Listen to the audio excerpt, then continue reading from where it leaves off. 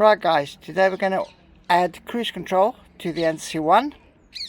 What you need to do to begin off, to start off with, is you need to remove the battery terminal, the negative, which is that one there. Just undo it and just throw it to the side, and also you need to take off the airbox. So let's start doing that. The airbox comes off with 2 screws here, the connector there, the MAF, and these 2 clips obviously to release it, to be able to get it out. So let me get that out and I'll carry on in a minute. Once you removed your airbox back, then there's a clip just under here. You just pull it out, give it a bit of wheelie, and it'll come out. Let's do that. This is the underneath of the airbox. It's got that clip, and sometimes it's a bit of a you've got to pull it really hard to get it out, but it does come out, not a problem. Once that is done, then we need to release the ECU, which is that one over there. So the ECU is just sitting behind this. So we need to remove 2 screws, 1, 2, 3, 4 screws to get this up and be able to look at the ECU. Right, release the ECU cage. Obviously you've got to take the clip off for the water. Mine is not kind of there, it's a bit broken, so obviously they've taken it off before. If your ECU hasn't been off before, these 2 screws, that one and that one, you can see it's got some, they've marked it already where they've used a grinder. Those are security screws which will need to be removed either by grinding a groove into them or by drilling them out. Once you, or drilling a little bit so you can get to them, drilling the heads off. Once you've got to them, you've then got your ECU there. And before you carry on, you need to look at the ECU number to make sure that you've got an ECU that's compatible. There is an ECU that's not compatible. I'll give you the number in a minute, and I'll also put it up in the description. But this one here is fine, as this car's had a 2-litre engine put into it, so it's had the ECU and obviously all the cabling to go with it, so all the loom. So yeah, so that's it. So let me carry on.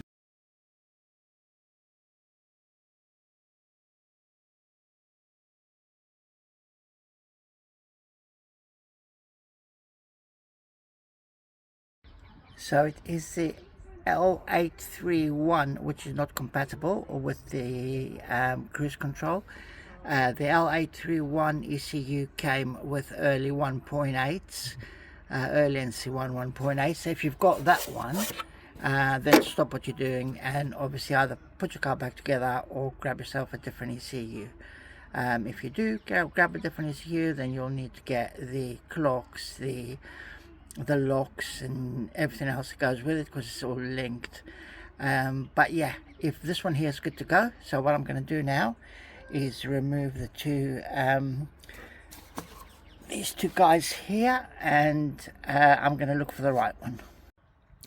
Okay, you actually only need to remove the one on the right hand side of your car, and you're going to look at it in here, and it's going to say, it's going to have a big fat R in it, and you know that that's the right one, and that's the one that you need to plug your stuff into.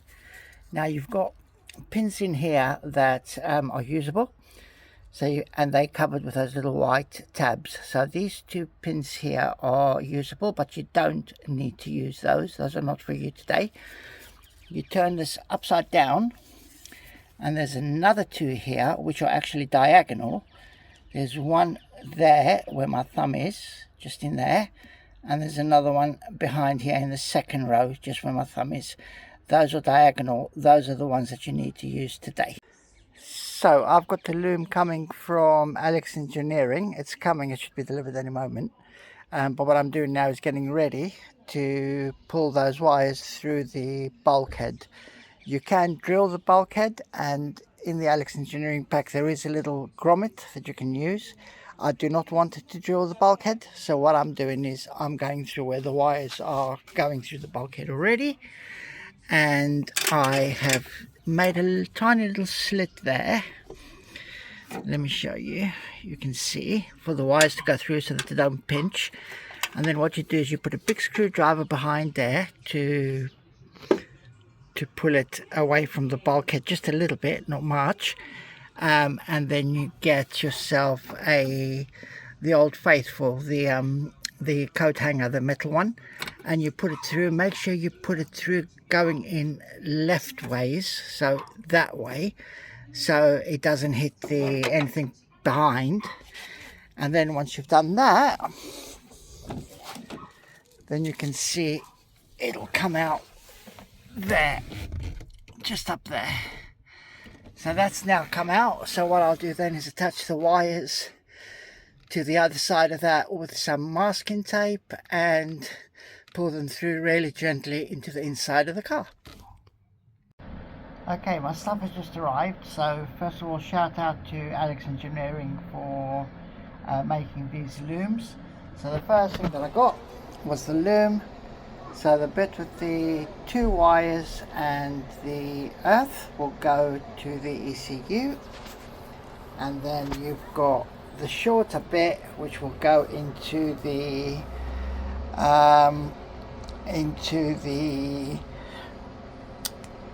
brake pedal, and then the longer bit that will go into the clock spring. So with the pack you also get the 4-pin brake switch, so that's great. That's brand new, comes sealed. And you also get, like I said earlier, a grommet if you want to start drilling your bulkhead. I did not want to do that, so let's get going. Looking at Alex's diagram, this is what I was showing you earlier. You've got the 2 pins that are on opposite sides, not the ones that are next to each other. So you're looking for the ones on the diagonal ones, as it were. One in the second row, one in the first row. So I'm going to start with 1AF, which is the top one, top line. This white one over here. So what I'm going to do is, let me show you, try and put that jam in there somewhere.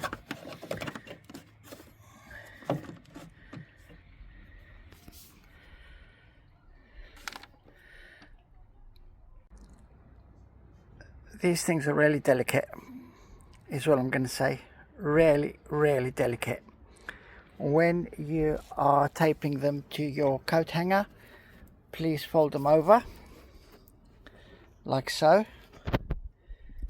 and then tape them all the way, including the clips at the back. Otherwise you might get one dislocated, and if you do, it's an absolute nightmare. So be really, really careful with this part.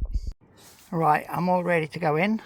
So I've put in my screwdriver, and like I said earlier, all I'm doing is pushing it outwards a bit, the big bung, so that the other one can slide through gently. And then I'm just going to gently slide it through into the car while I'm holding it open, so that it doesn't pull any of the wires and dislocates them. Right, with the wires safely in the car, as you can see, it's just running around the back here. So I'm just going to zip tie it all in place so that it doesn't flap around, as I'm going to zip tie the front to that big loom as well, just to make sure that it's all nice and safe. Going into the car, you can see the wires now out there. So the next step we need to do is take off the glove box. Taking off the glove box is nice and easy. You just undo the little cable that goes here, that pulls the glove box back up, you know, makes it nice and smooth operation. And you literally just push the glove box in here, in there, and the whole thing pops out. So what I've done is I fed the cable through the back there, behind the glove box, straight through down here into the back behind the radio, and the wires have come out there. So now you take off this panel from underneath the steering wheel, and you get under there and you unplug your 2-pin brake, your 2-pin brake switch, which is just literally behind the brake right there. You can see it.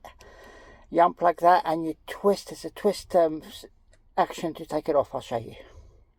So if you can see that, this plugs into the brake pedal that way, and it's a twist action. So there you go. So you pop it in, you twist it to lock it, and then you obviously twist it to unlock it. This is, like I said, the 4-pin version, and we're going to get rid of the 2-pin version now. Make sure, and I'm going to say this again in a minute, but make sure that when you plug this into the brake pedal, it is not plugged in, okay? Because there's a bit on it, that one over there, the little white thing, that will lock that in place. It'll auto adjust it and lock it, and you can only do that once you've got this already in and twisted, and then you're going to plug it in, okay, before you put the battery on, and then it'll auto adjust itself. Don't try and do it the other way, you'll break it. There is a way of fixing it, like Alex Engineering has put in his paperwork, that if you unplug it, take it out, play with it a bit, put it back in, you'll be able to fix it, but it's just a pain in the ass. Just get it done once and get it done right. Right, so those are in place, and as you can see, nothing is coming out. They are nice and sturdy. I'm just going to zip tie these together, and then the last one we've got is that guy over there, which is going to go into the clock spring. That is orientated to colour, so let's be careful, please. Okay, the last thing we're going to do is we're going to take this bottom cowling out. That's held in place by 3 screws. So there's 1, 2, and then there's a third one. The third screw is actually threaded. Let me show you. So you've got the 2 silver screws which go to the front, and the back one is then actually a threaded screw, so make sure you put them in the right place. So once you've done all that, pick your steering wheel back in the up position, because you need to get to a plug behind it. So let's lock that in place, and there's a plug right there, and that's the one on the left hand side.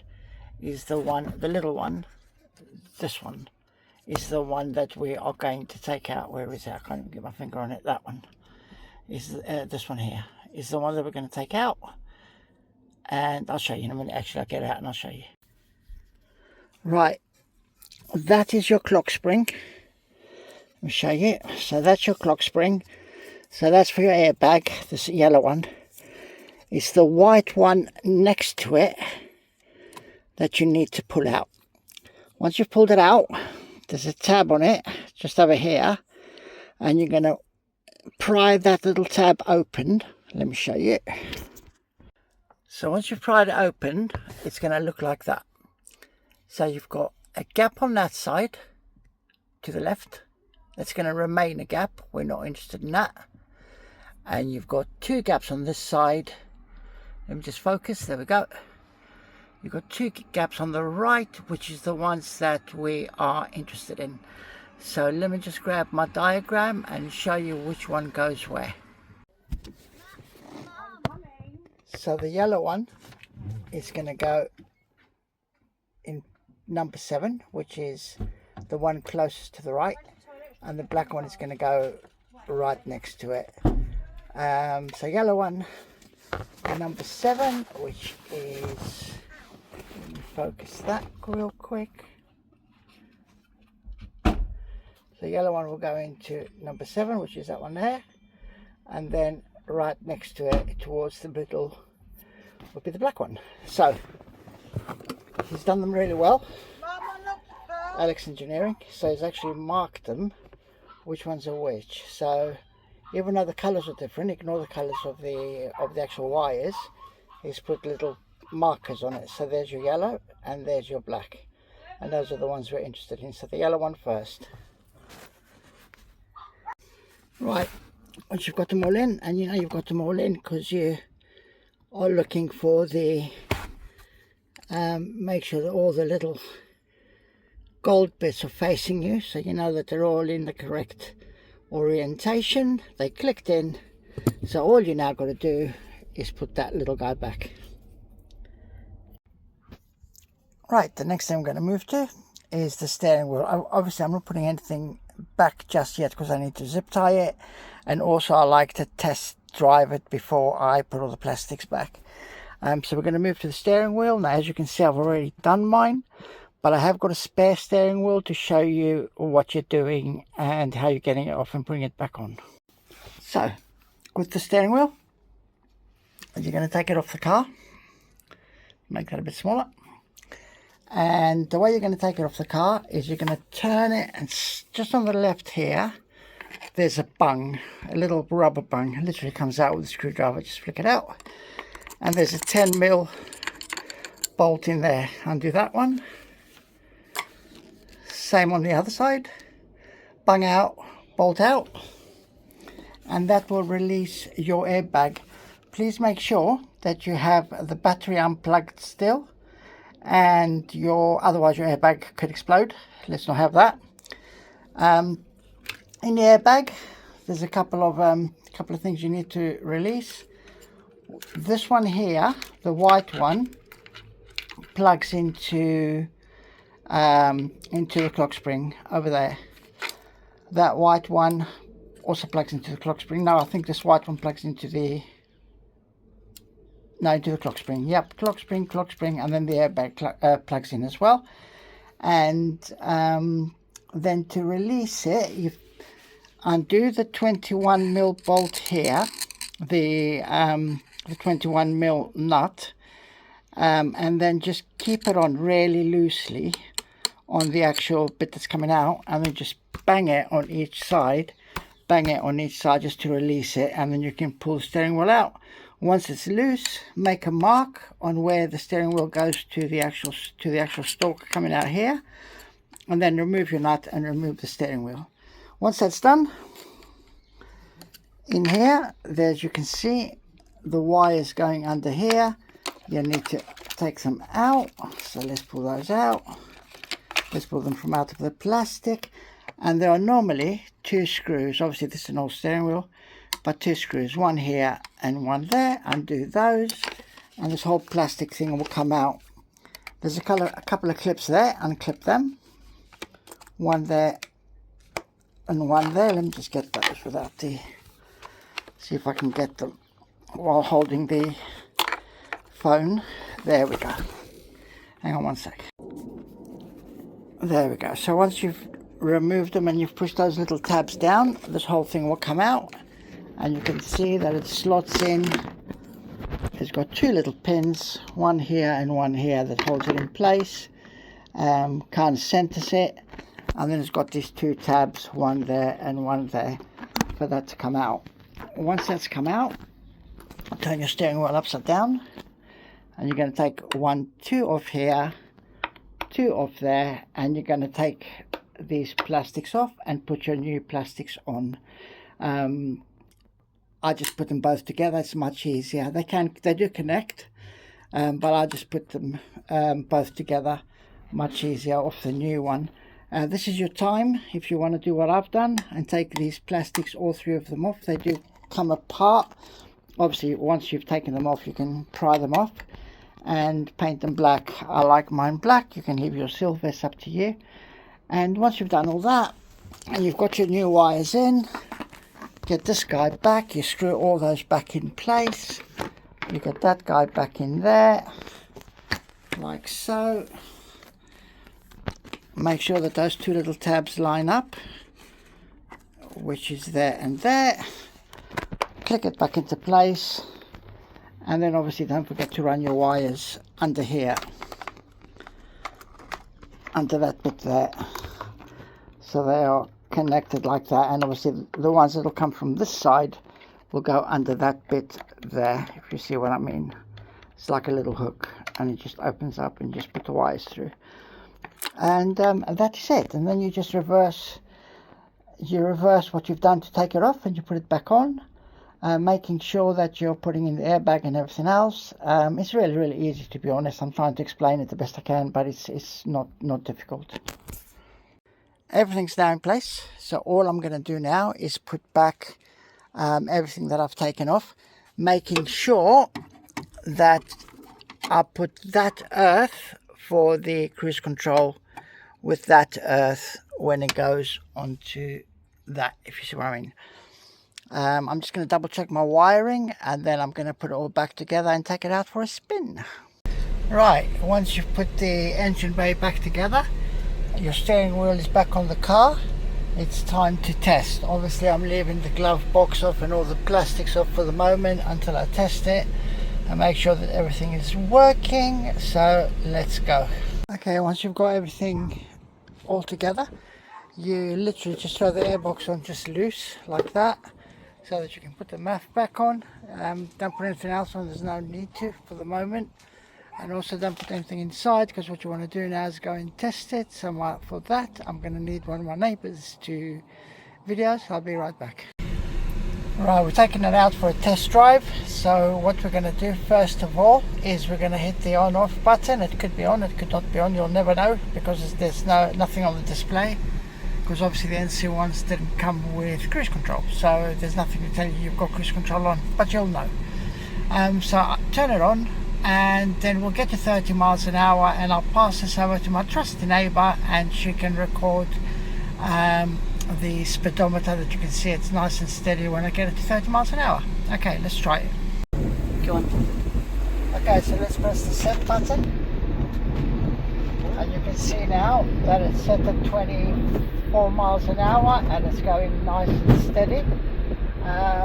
And it's obviously not slowing down or anything. If I put my foot on the brake, it disengages the cruise control, and then if I go to res or restart again, it'll bring me back up to 20 whatever miles an hour I was doing earlier. And there you go. That is the cruise control done and dusted.